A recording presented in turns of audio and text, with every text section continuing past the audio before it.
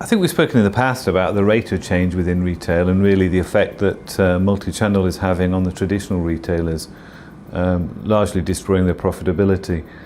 And I think in the past, we speculated that maybe 30% of stores might go as a result of multi-channel.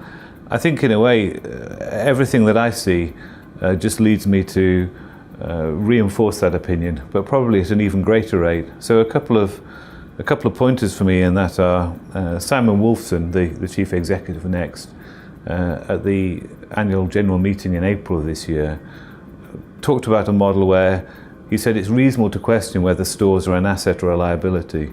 And in answering his own question, he quoted a figure saying Next could stand a like-for-like decline of around 6%. And on that basis, he said stores are an asset. That Next is probably the best run UK general merchandise retailer, the smallest lease property, the smallest length of lease, the most flexible lease arrangements, and a good, well-positioned store estate. That says that if a business like Next is really under that level of pressure, there's a whole tranche of less well-positioned retailers that are going to suffer huge pressure. And then when you follow that through, I think, to the way that some of the investment community are responding. So I saw the head of Aviva selling down their stake in Into, and in fact, I think selling a stake at Bluewater at less than book value, and in a very symbolic move, as I'm sure most of your team know, Into replaced by Seager in the FTSE 100. So huge change driven by multi-channel there.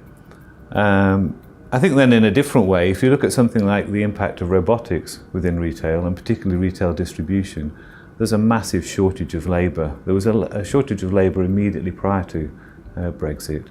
But in effect, what Brexit has done is crystallised a position where the East European labour is now really viewing the UK as less of a long-term prospect. So already people aren't waiting for the outcome of the political discussions. They're saying, I want to be able to control my own destiny.